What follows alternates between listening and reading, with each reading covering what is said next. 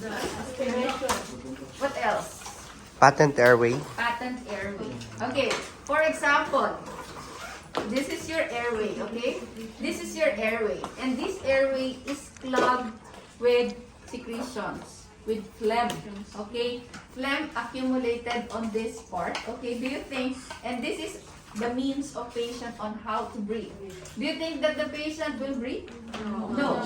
Okay, so the purpose of suctioning is to remove and make sure or to ensure that the patent is clear and airway is patent. Okay, this is the airway. This is where your oxygen is going. Okay, so you need to suction it to remove the secretions. Okay, we have different types of suctioning. You have tracheostomy. This is called tracheostomy. Okay, you have also endotracheal. Okay, endotracheal, it is inserted by anesthesiologist. Okay, here going to trachea. This is called endotracheal.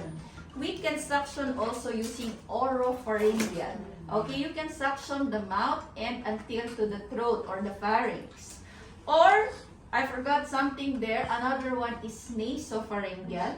You can suction from the nose to the pharynx. You can suction the nose. Because if there is secretions on this part, okay, it can go also to the nose. Okay, so those are the 4 ways on how to suction or 4 types of suctioning. So now, how you are suctioning? Okay, how you are suctioning? First, you need to have a suction machine. Okay, this is called portable suction machine. You need to have a water or normal saline, and you need to have something like a cup, okay, or like this. Okay, so to pour the water. Okay, so what are you going? What are you going to use? You need to use sterile. Okay, sterile gloves for the hand which touch the, so this is called the suction catheter. Okay? Ang kamay mo na magta-touch dito, sa part na to, dapat sterile. Okay. Ang kamay mo na nandito, ideally, kahit normal gloves, it's okay. Why?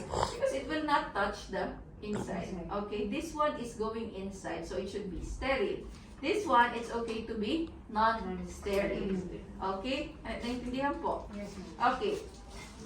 Now, so how we are going to do that? So first is, of course, you need to open the suction machine. Okay? So you need to on the suction machine, and how to regulate and where to regulate it. What is the pressure? It should be 80 to 120, not less than 80. If it's less than 80, it will not be effective in suctioning. Okay, napakahina lang nun. It will not suction. Okay, then if it's more than 120, it will suction the tissue. Okay, the tissue. If it's with strong suction, it will suction the tissue. It will cause tissue damage. Okay, that's why the allowed is only 80 to 120. Okay, next. You need to pre-oxygenate the patient. How you are pre-oxygenating the patient or hyper-oxygenating the patient is by using the ambu bag. Okay, you can use the ambu bag. You need to connect it with the oxygen. Okay, so this is oxygen. You need to connect it. Okay, turn it on. You will see, turn it on. And then regulate it until 15 liters. Okay, the highest amount of oxygen that you can give. Okay, 15 liters. Okay, then attach this one on the tracheostomy tube. Or if the patient is with endotracheal, attach it to the endotracheal. Okay, so attach this part here. Okay, and then bag or give oxygen. Okay, in this way you are giving the patient an extra oxygen because doing suctioning will reduce the oxygen amount of the patient. Okay, so this one is giving the patient an extra oxygen. That's why it's called pre-oxygenation. Pre-oxygenation or hyperoxygenation is pre means before doing any procedure. Okay, so that's how you pre-oxygenate. Nurse, Yes, how ma'am. much oxygen that we have to get? Huh? How many ampere that we have? As long 2, it's okay. 2 or 3, as long as you give extra oxygen. And it is 15 liters, it's very high. Okay, so 2, it's enough.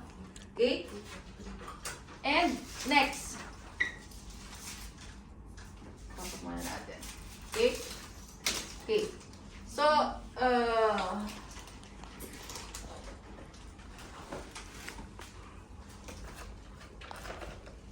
so I will wear my clean gloves.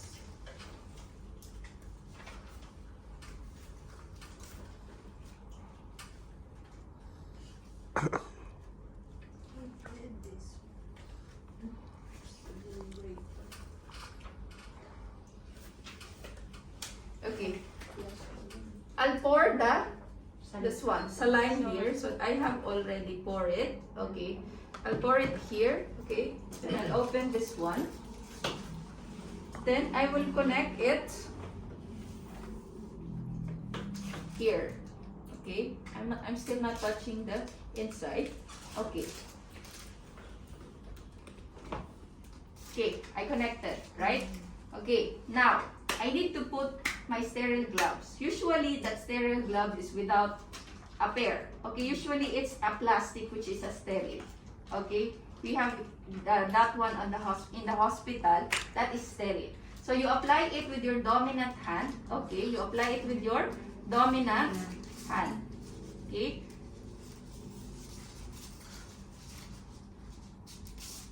I'm sorry, I touch. Okay, so what I'm going to do, this is with sterile, this is non-sterile. Okay, now I'm going to flush it first. Flush. Okay, flush it. Okay, until the water runs and flush all the tubings. Okay, then I need to insert it for 4 to 6 inches. Okay, 4 to 6 inches.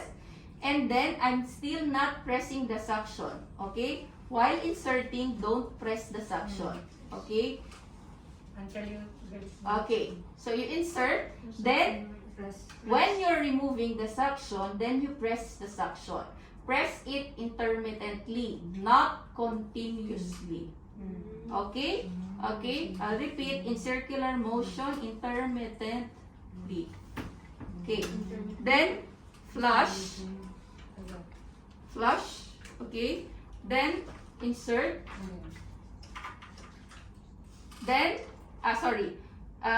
when you flush, you need to wait for how many seconds before your second suction? 30 seconds. 30 to 60 seconds. Then you apply this. Okay, it's not allowed to suction immediately. You need to wait so the patient can breathe. How many inches do we insert this? 4 to 6. 4 to 6. Excuse me. How do you know that that one is 4 to 6 inches? Estimation. ma'am. Just estimate. Estimate. Okay. Okay. Then, second suction, flush, wait for 30 to 60 seconds, then insert, third suction. Okay? Then, okay, you are allowed only to insert 3 times. Okay? For each suction, you are allowed only for 3 times. Not more than that. Why? Because the patient will lose oxygen. Okay, the patient will have tachycardia, tachypnea if you will continue to suction the patient for how many times. Okay, when? Okay, this one is disposable, it's not allowed to use again. Okay, but if your patient is without budget, what they are doing is they will just put it again. But ideally, no, it is disposable. What you are going to do is to put it here like this and then dispose. Inside out. Okay, like gloves. Okay, so because this is phlegm, so the phlegm will not splash. So to put inside out. Okay? Okay. Question po. Question. For this, ma'am, like as what you said, that if there's no budget, then like you can use how many times? This one? Yeah. Actually, it depends upon them. In They the don't Philippines, have we are budget, using a couple of times. In the Philippine But setting, here, in the hospital. Here, it's not allowed. Even in the hospital. But this one, it will be charged to the patient. Yes, of course. For the how many times, if you are reusing it, it depends upon you. What's your budget? But ideally, ideally, theoretically, basically, whatsoever, it should be only one. Yeah, because of that goes infection also. Infection. This is inside of the body. Okay? Sir, paki-next.